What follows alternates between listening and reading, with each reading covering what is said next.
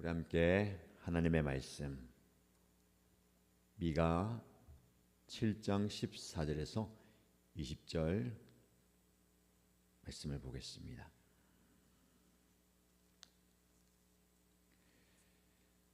오늘 저와 여러분들 함께 묵상할 말씀은 미가서 7장 14절에서 20절입니다.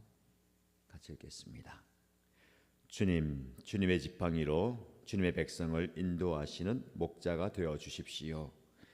이 백성은 주님께서 선택하신 주님의 소유입니다. 이 백성은 멀리 떨어진 황무지에 살아도 그 주변에는 기름진 초장이 있습니다. 옛날에는 주님의 백성을 바산과 길앗에서 먹여 주십시오. 내가 이집트에서 나올 때처럼 내가 그들에게 기적을 보이겠다. 민족들이 그 기적을 보면 제 아무리 힘센 민족이라도 기가 꺾이고 말 것입니다. 간담이 서늘해서 입을 막을 것이며 귀는 막힐 것이며 그들이 뱀처럼 티끌을 핥으며 땅에 기는 벌레처럼 무서워 떨면서 그 좁은 구멍에서 나와서 두려워하며 주 우리 하나님께로 돌아와서 주님 때문에 두려워할 것입니다.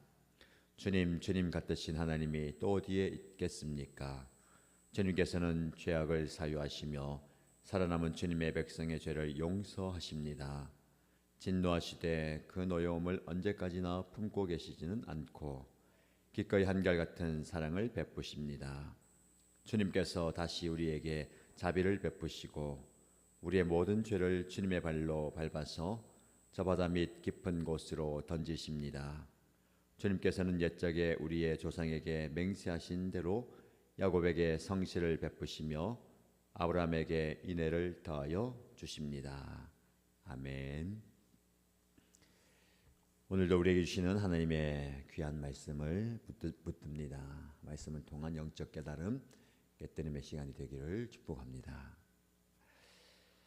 오늘 우리가 함께 읽은 미가서의 마지막 본문, 참으로 가슴 벅찬 찬양과 기도로 가득 차 있습니다. 미가서 1장에서 6장까지 말씀을 우리가 살펴보았는데요.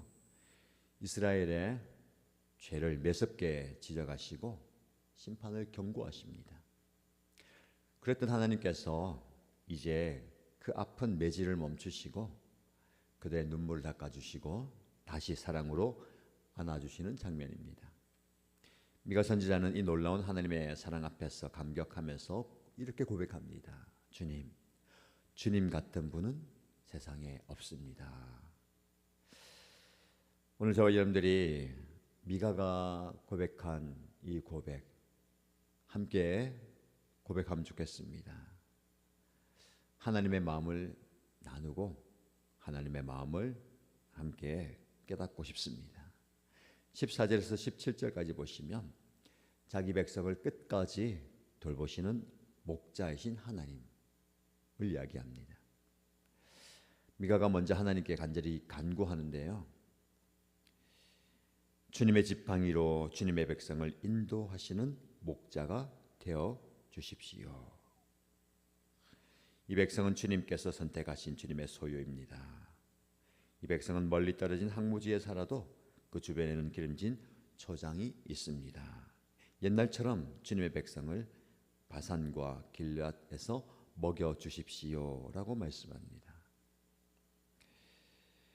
비록 이스라엘 백성들이 죄를 짓고 뿔뿔이 흩어졌음에도 불구하고 그들은 여전히 하나님의 양떼이고 하나님의 소유인 것을 고백합니다. 하나님은 그의 기도를 들으시고요. 이집트에서 나오던 때처럼 놀라운 기적을 다시 보여주겠다라고 약속합니다. 15절 말씀에 네가 이집트에서 나올 때처럼 내가 그들에게 기적을 보이겠다라고 말씀합니다. 여러분, 하나님은 저와 여러분들을 그냥 내버려 두지 않으십니다. 우리가 죄의 골짜기에서 있을 때, 세상의 비웃음을 당할 때에 목자이신 하나님은 당신의 지팡이를 들고 우리 곁에 서 계십니다. 결국 우리를 비방하고 공격하던 원수들은 자기의 입을 막고 두려워 떨게 될 것입니다. 하나님께서 우리를 높여주는 방법입니다. 저와 여러분들의 상황을 한번 돌아보시면 좋겠습니다. 2025년 이제 정말 며칠 남지 않았잖아요. 하나님께서 우리를 돌보셨고 인도하셨음을 기억합니다. 우리의 상황이 아무리 척박해도 힘들어도 목자이신 하나님은 우리와 늘 함께 계셨고 우리와 늘 함께 계십니다. 그리고 앞으로도 우리와 늘 함께 계실 것입니다. 우리가 할 게 무엇입니까? 목자이신 그 주님께 딱 붙어 있으면 되는 겁니다. 우리가 주님만 붙들면 사실 그곳이 푸른 초장이 되는 겁니다. 이 두 가지 의미가 있어요. 우리의 목자이신 하나님께서 우리를 쉴만한 물가 푸른 초장으로 인도해 주실 겁니다. 그분을 따라가면 되는 거잖아요. 근데 그 과정은 좀 미심쩍고 이게 맞나 할 정도일 수도 있겠습니다. 이렇게 가는 게 맞을까? 과연? 근데 우리의 의심과 우리의 생각을 깨뜨리는 결과가 있습니다. 반드시 하나님 우리를 쉴만한 물과 푸른 초장으로 인도하실 줄 믿습니다. 그걸 좀 기대하면 좋을 것 같아요. 또 다른 측면은요. 광야를 지날 때에 목자신 하나님이 우리와 함께 계신다. 비록 여전히 광야이지만 그곳은 주님이 나와 함께 하시기 때문에 푸른 초장이 되는 겁니다. 장차 우리에게 주실 푸른 초장도 기대하고 사모하지만 지금 여기가 여러분이 처해 있는 그 현장이 풍성한 은혜가 넘치는 초원이 될 수 있다라는 겁니다. 이유가 무엇일까요? 주님이 나와 함께 하시기 때문에 그렇습니다. 전 다윗의 고백이 참 좋습니다. 계속 마음에 남아요. 사망의 음침한 골짜기를 다닐지라도 내가 해를 두려워하지 않을 것은 주께서 나와 함께 하심이라. 우리의 초점은 사망의 음침한 골짜기입니다. 왜 내가 이런 골짜기를 지나야 됩니까? 힘든 광야를 지나야 됩니까? 왜 주님 나를 이런 곳에 내버려 두십니까? 라고 이야기하지만 주님 우리에게 말씀하십니다.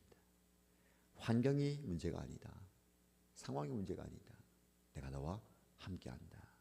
그러면 그곳이 쉴만한 물과 푸른 초장임을 믿습니다. 장차 주실 천국만 바라보지 마시고 이 땅에서 누리는 천국을 경험하시길 축복합니다. 내 주 예수 모신 곳이 그 어디나 하늘나라. 여러분의 가정이 여러분의 삶의 자리가 주님을 모시고 주님과 함께 동행하는 그 현장, 그곳이 하늘나라입니다. 여러분에게 이 질문을 드립니다. 나의 삶이 마치 외딴 숲속의 양처럼 고립되고 광야에서 홀로 있는 것 같은 느낌이 들 때에 나를 인도하신 하나님의 지팡이를 의지하고 있습니까?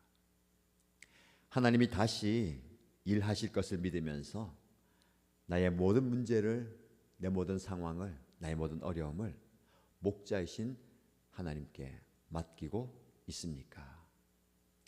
이 질문을 좀 묵상하시면서 나의 목자이신 주님과 동행하는 오늘 하루가 되시기를 축복합니다. 18절에서 19절 말씀 보시면 죄를 바다 깊은 곳에 던지시는 만큼 우리를 용서하신 하나님이 나옵니다. 오늘 말씀의 핵심이자 미가가 가장 감격하는 대목입니다. 주님 같은 분이 어디에 또 있겠습니까? 라고 고백합니다. 18절 말씀 보시죠. 주님 같으신 하나님이 또 어디에 있겠습니까? 주님께서는 죄악을 사유하시며 살아남은 주님의 백성의 죄를 용서하십니다. 진노하시되 그 노여움을 언제까지나 품고 계시지는 않고 기꺼이 한결같은 사랑을 베푸십니다. 미가가 경험한 것이 무엇입니까? 죄를 미워하시는 하나님. 그러나 그 죄를 용서하시는 하나님. 하나님은 허물을 용서하시고 죄를 못 본 채 해 주시는 분입니다. 그의 노여움을 끝까지 품지 않으시고 우리를 불쌍히 여겨주십니다. 그것을 우리는 하나님의 인애라고 부릅니다. 인애하신 구세주여. 그 인애가 우리를 살리는 것이죠. 여기에 고백이 참 귀한 고백입니다. 기꺼이 한결같은 사랑을 베푸십니다. 도무지 인간 같으면, 우리 같으면 이런 사랑이 나오지 않을 것 같아요. 하는 짓을 보면, 나한테 하는 것 보면 등 돌리고 싶고 모른 체 하고 싶고 뭐 할 수 있는 만큼 복수하고 싶은 심정이겠죠. 근데 하나님은 그렇지 않습니다. 기꺼이. 여러분, 하나님의 그 희생을 아시겠습니까? 하나님의 내려놓은 분노도 절망도 배신감도 다 내려놓고 기꺼이 한결같은 사랑, 변하지 않습니다. 여러분의 처지, 여러분의 모습 어떻든지 한결같은 사랑, 우리가 그걸 좀 기억하면 좋겠습니다. 하나님의 한결같은 사랑을 안으시고 그 한결같은 품 안에서 위로받으시고 그 한결같은 사랑 안에서 기쁨을 누리는 저와 여러분 되시길 축복합니다. 19절 말씀이 우리의 마음을 울립니다. 주님께서 다시 우리에게 자비를 베푸시고 우리의 모든 죄를 주님의 발로 밟아서 저 바다 밑 깊은 곳에 던지십니다. 여러분, 우리의 죄를요 하나님이 밟아가지고, 우리 그런 경험 있잖아요. 쓰레기 버릴 때, 뭐 버릴 때 단단하게 밟아가지고 꾹꾹 눌러가지고 바닷속에 던져버리시는 거예요. 그러면 어떻게 되냐면 깊은 곳에 들어가서 결코 다시 떠오르지 않습니다. 하나님, 우리가 회개하면서 진정으로 주님께 나갈 때에 우리의 과거를 다 끄집어내서 이랬느니 저랬느니 따지지 않으십니다. 완전히 덮어주시고 등 뒤로 던져버리시고 바다 깊은 곳에 묻어두십니다. 이 압도적인 용서와 사랑 있기에 우리는 오늘도 다시 일어날 수가 있습니다. 절망 가운데 있는 분들, 낙심 가운데 있는 분들 다시 일어나시기 바랍니다. 하나님 우리에게 일어날 용기와 힘과 기회를 주십니다. 이런 적용 질문을 한번 드려봅니다. 하나님은 이미 바다 깊은 곳에 던지셨는데 나는 여전히 과거의 죄책감과 실수에 붙들려서 스스로를 괴롭히고 있지는 않습니까? 하나님의 그 크신 용서하시는 사랑을 온전히 받아들이고 있습니까? 그 하나님의 한결같은 사랑과 변함없는 사랑을 깊이 경험하는 저와 여러분 되시길 축복합니다. 마지막 20절입니다.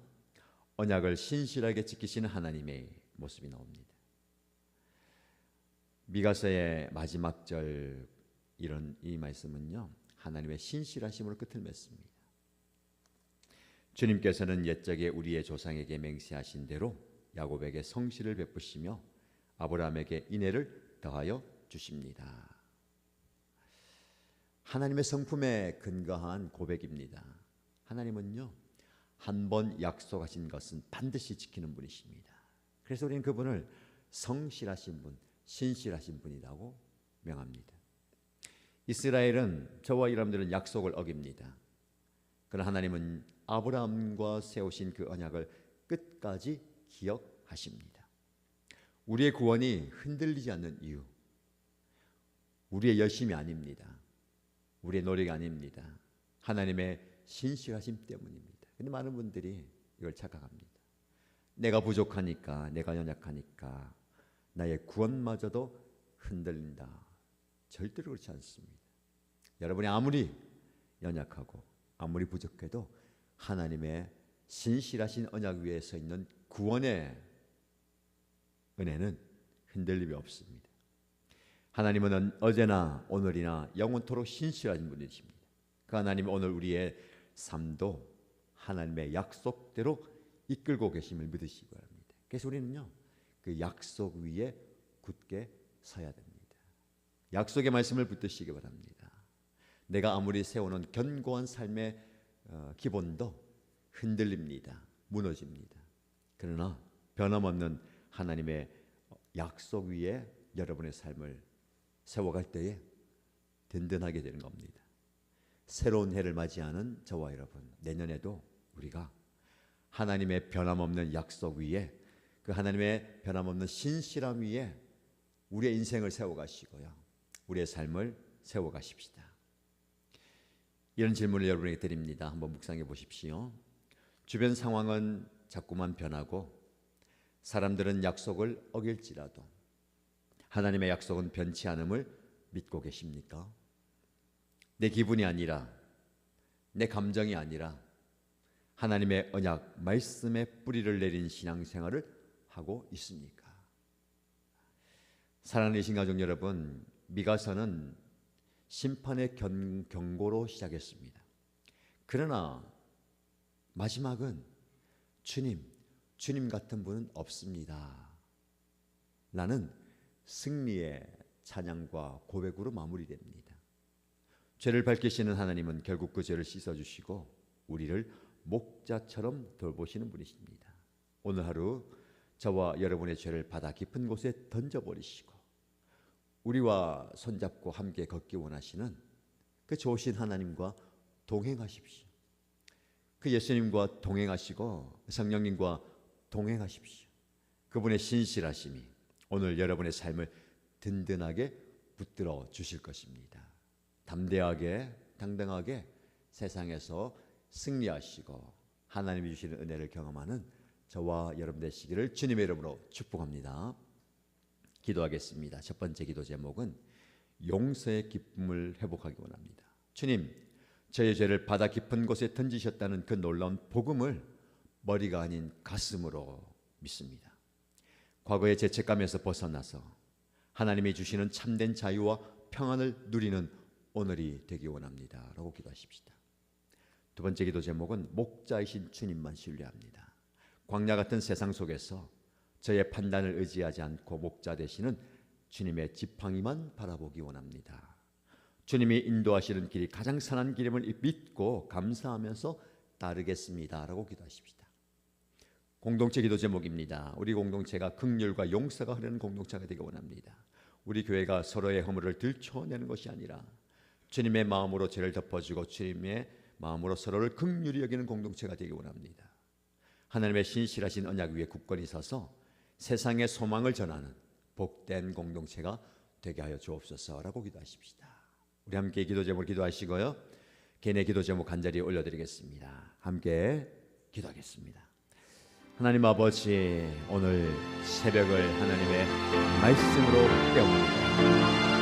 오늘 이 하루를 말씀으로 시작합니다. 주님, 나의 죄를 다 거두어서 발로 밟으시고 바다 깊은 곳에 던지시는 주님, 그 놀라운 복음을 저의 머리로 이성으로가 아니라 가슴으로 마음으로 받아들입니다. 그 복음이 나의 마음을 뜨겁게 불태워주시고 그 주님의 한결같은 사랑과 변함없는 인내하심을 마음에 새기며 그 인내하신 주님의 사랑을 증거하며 살아가고 그 놀라운 복음이 나를 붙들어주시고 과거의 죄책감에서 벗어나게 하시고 나를 살아가고 있는 죄책감에서 자유하게 하시고 주님의 사랑과 주님의 은혜를 누리며 나가게 하시고 주님의 참된 자유와 평안을 누리는 것을 하게 하시고 내 마음에 있는 불안과 염려와 걱정과 근심이 떠나가게 하시고 날마다 나를 괴롭히는 그 죄책감과 사랑의 거짓된 속삭임에서 자유하게 하시고 내가 내게 평안을 주니까 샬롬에 와신 주님을 마음에 모시고 주님이 주시는 참된 평화를, 참된 평안을 누리며 살아가는 은혜가 주시고 오늘 하루 아버지 안에 계시는 그 복음이 주는 진리 안에서 살도록 하게 하시고 진리가 너를 자유하게 그 진리의 말씀을 들게 하여 주시고 자유하시는 주님의 손을 경험한다고 하나님의 열쇠를 목자 되신 주님을 따라갑니다. 광야 같은 세상 속에서 나의 판단, 나의 습관, 나의 생각을 의지하지 않고 목자의 음성을 들으며 그것을 따라간다 우리가 주님이 나를 충만한 물과 가장 인과를 주님이시며 주님을 따라갈 때 주님과 함께가 되도록 하나님을 믿습니다. 비록 내 삶은 광야 같은 인생이고 여전히 황무지 같은 인생이지만 그것이 주님과 함께하는 것입니다.